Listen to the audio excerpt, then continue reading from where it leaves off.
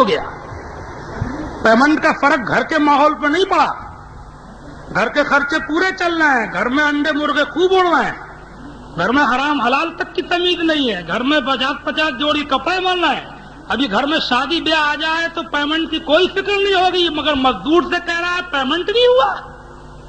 اللہ کے رسول فرماتے ہیں, حدیث شریف میں لکھا ہے, اوت الاجیر اجرہ قبل ان یجف عرقہ, مزدور کی مزدوری اس کا پسینہ خشک ہونے سے پہلے دے دو. تو یہ اجمیر شریف کو جانا میری سمجھ میں نہیں آ رہا ہے کہ 7 قدم پہ مسجد ہے, تو 7 قدم پہ جانے کی تو فرصت نہیں ہے, اور 700 کلومیٹر اجمیر شریف جانے کی فرصت مل گئی. بات کہنا چاہیے صحیح, اپنے کی ہو یا پرائے کی, نہیں سمجھ میں نہیں آ رہا یہ جانا کہ مسجد 7 قدم پہ ہے تو وہاں جانے کی فرصت نہیں ہے, 700 کلومیٹر کی فرصت ہے. بولو بھائی, شراب کی بدبو منہ سے آ رہی ہے, اجمیر کے چکر لگے جا رہے ہیں, جوئے کا شوق کم نہیں ہو رہا ہے, لاٹری سنیموں کا شوق کم نہیں ہو رہا ہے, رات دن جنابے والا حرام کاریوں میں ہے, اجمیر شریف کے چکر پہ چکر لگے جا رہے ہیں. ہاں جاتا, چلو مانا تھوڑی دیر کے لیے, میں نہیں روک رہا ہوں, برے بھی جائیں, بے نمازی بھی جائیں, شرابی بھی جائیں, میں کون ہوا بھائی روکنے والا, میں نہیں روک رہا ہوں, مگر کم از کم اتنا تو ہو جاتا کہ گیا تھا تو بے نمازی تھا, اور اجمیر سے لوٹ کے آیا تو نمازی بن کے آیا. اتنا تو ہو جاتا. سبحان اللہ, سبحان اللہ, اتنا ہی کر لیتا.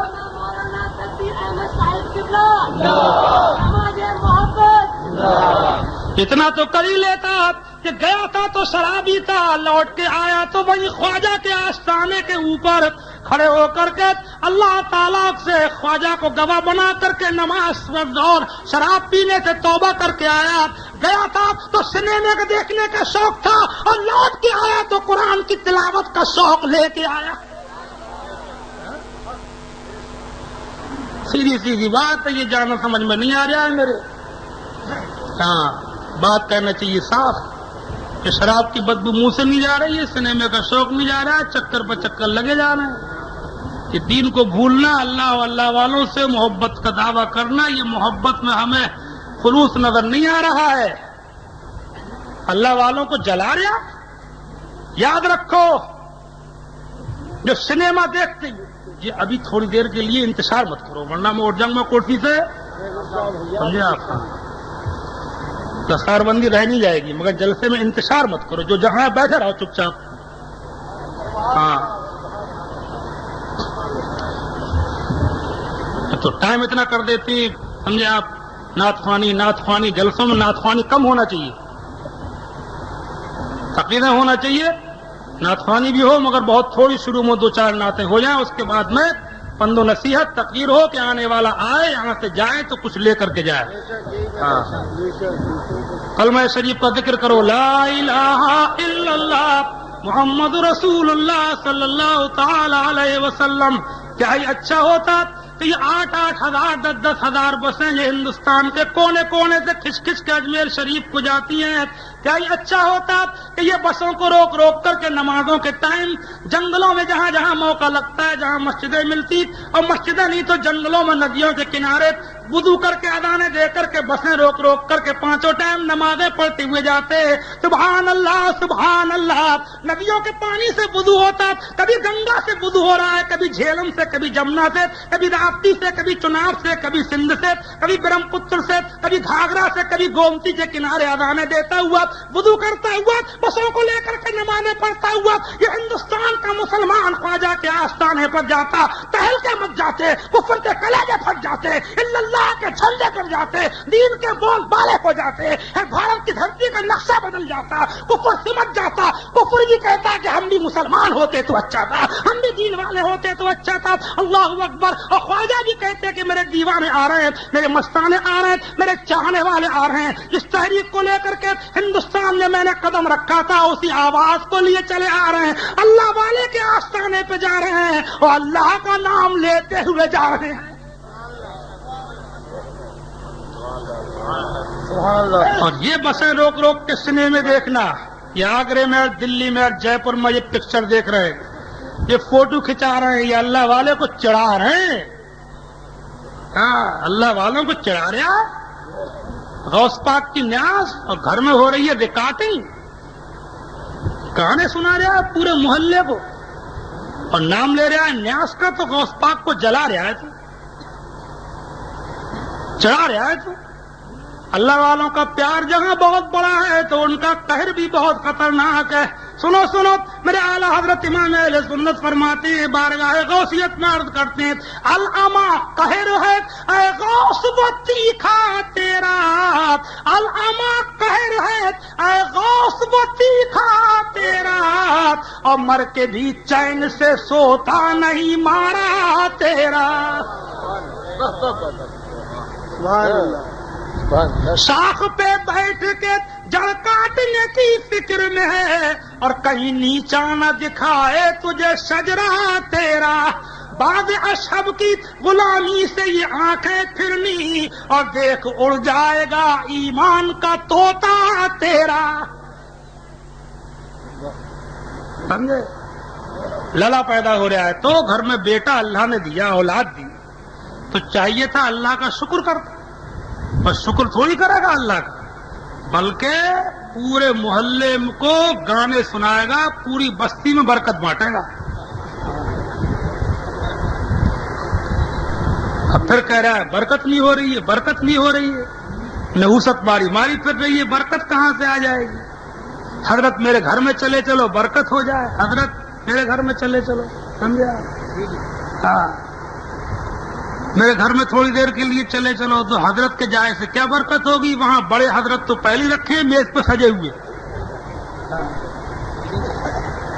حضرت سے برکت ہوگی۔ للا پیدا ہو رہا ہے تو سمجھے، تماشے گانے بھانوں کے تماشے، منڈلی کمپنی، بھول گئے اسلام کو، آخر ملا کیا؟ یہ بتا، تھوڑی دیر کود لیا پھاند لیا، کیا مرے گا نہیں؟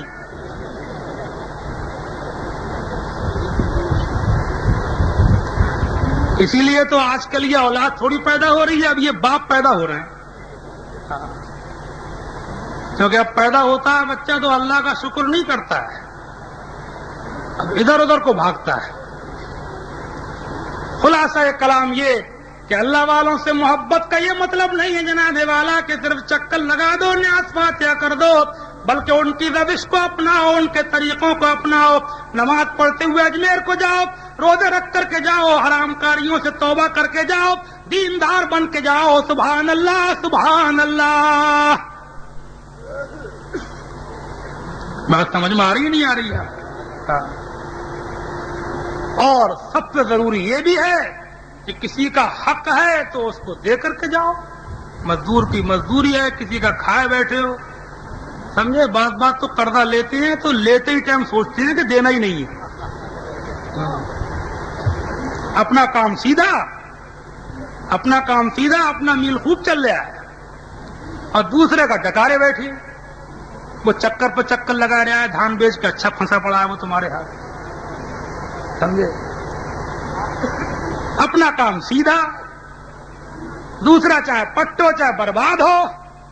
یہ اسلام نہیں ہے، اسلام یہ ہے کہ اپنے سے زیادہ اپنے بھائی کی فکر کر، سمجھے آپ؟ جس کے دل میں رحم نہیں وہ صحیح معنی میں مسلمان نہیں۔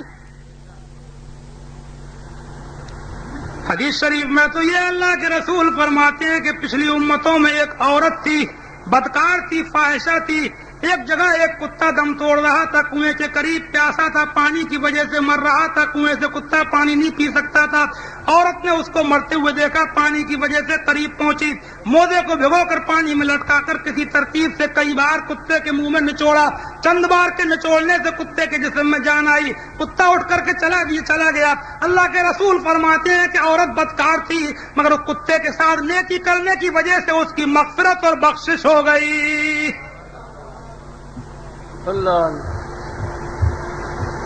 دوسروں کو ستا کے مت جاؤ، ستانے سے تمہیں کیا ملے گا؟ آج آدمی نے یہ سمجھ لیا کہ تیرے میرا خون پیتے رہو. عورتیں بعض آدمیوں کا خون پی رہی ہیں, شوہر کا خون پی رہی ہیں, بچھو کے ڈنگ کی طرح ان کو ڈس رہی ہیں گھروں کے اندر, اور پھر مزارات کے چکر لگا رہی ہیں, جمعراتیں نہیں چھوڑ رہی ہیں, پیروں فقیروں کے پاس گھوم رہی ہیں. اگر تیرا شوہر تجھ سے ناراض ہے, تیرا ٹھکانہ کہیں پر نہیں ہے. اور شوہر نے اگر عورت کو ستایا ہے, بعض شوہر عورت کا خون پیتے ہیں, پریشان کرتے ہیں, اپنا گھر بار چھوڑ کے تیرے گھر میں آئی, اپنے ماں باپ چھوڑ کے تیرے گھر میں آئی, اپنے عزیز چھوڑ کے تیرے گھر میں آئی, تو بات تو اس کو ڈنڈا پکڑے, تو اس کی تھوڑی بہت برداشت نہیں کر سکتا. ہر انسان میں کوئی نہ کوئی کمی ہوتی ہے, اس عورت میں بھی کوئی کمی ہوتی ہے, ہو سکتی ہے. اللہ کے رسول نے اس کے اوپر صبر کرنے والے کو مزدہ جہاں فضا سنایا, اس کی برداشت کر لے. حضور فرماتے ہیں کہ عورت ٹیڑھی پسلی سے پیدا ہوئی ہے, اس میں کجی ہوتی ہے, اللہ اکبر, اس کو سیدھا کرو گے تو ٹوٹ جائے گی. اس کو برداشت کرتے رہو, اس پہ رحم کرو, اس کا خیال رکھو,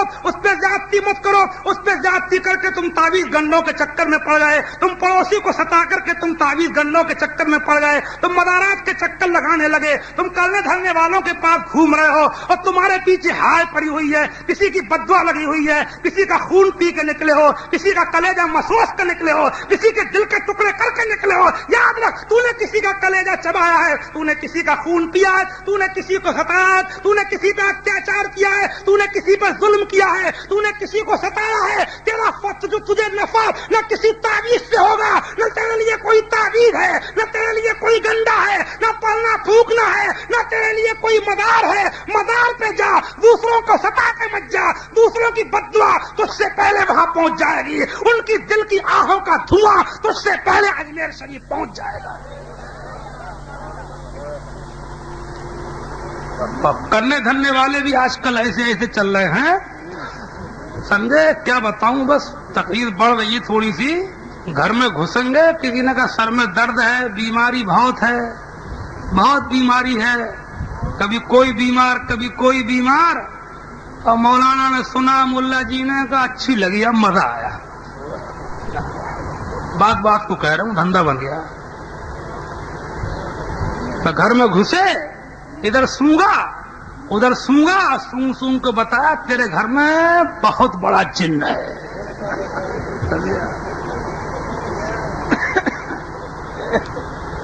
کیونکہ جن اگر نہیں بتائیں گے تو پھر 7 جمراتیں کیسے کر کے ہوں گے, سمجھے نہیں؟ کرایا ہوا ہے کہ جن ہے, جنات بھی ہوتے ہیں, مگر بھیا یہ کیا مصیبت ہے کہ سب جن ہمارے یہاں آ گئے. ان کرنے دھرنے والوں سے یہ کہو بھائی کہ کچھ جن امریکہ بھیج دو, ہے نہیں؟ یہاں ضرورت نہیں ہے اتنی جنوں کی, امریکہ میں زیادہ ضرورت ہے جنوں کی, وہاں بھیج دو بھیا کچھ. سب ہمارے گھر میں بتا دے رہے ہو, سمجھا؟ کرایا ہوا, وہ اس پہ کرا کے لا رہی ہے, وہ اس پہ کرا کے لا رہی ہے, وہ اس پہ کرا کے لا رہا ہے. اس دن بدیلی میں ایک اچھا خاصا سمجھدار آدمی مجھ سے کہنے لگا کہ صاحب وہ ہمارے گھر میں بیماری بہت رہتی ہے, کسی نے کرا دیا ہے, آپ کاٹ دیجئے. تو میں نے کہا کس نے بتایا کہ کرایا ہوا ہے؟ تو بولے فلاں میاں نے بتایا تھا.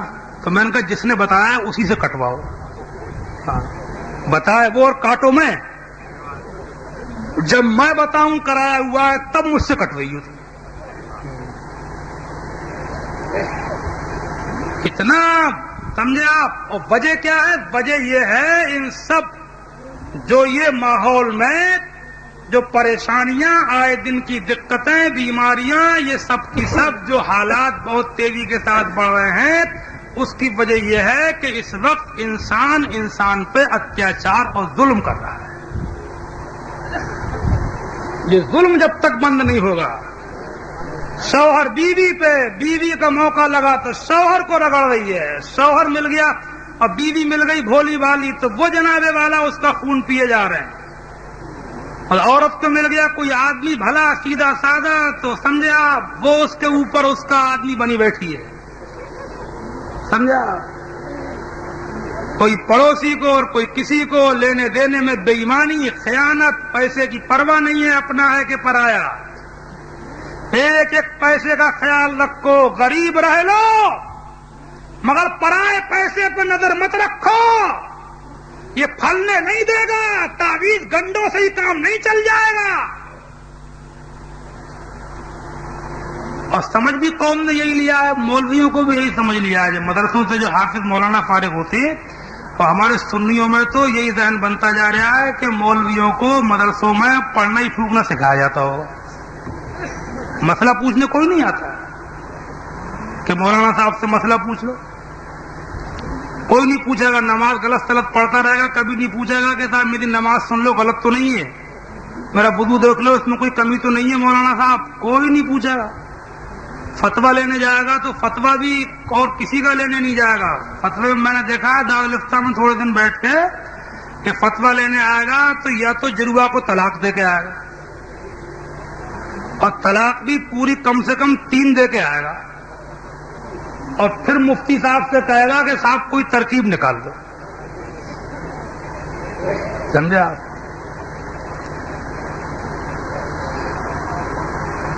یا حالانکہ طلاق جو ہے پہلے تو دینا نہیں چاہیے، لیکن طلاق اسلام میں رکھی گئی ہے، ایک حکمت ہے اس میں. کبھی تعلقات اتنے خراب ہو جائیں، اتنے خراب کہ بالکل ملنے کی کوئی صورت ہی نہ رہے. جیسے بہت سے لوگ مار دیتے ہیں، کاٹ دیتے ہیں، مٹی کا تیل چھڑک کے آگ ہی لگا رہے ہیں، ایک دوسرے سے بالکل مزاج میچ ہی نہیں کھا رہا ہے.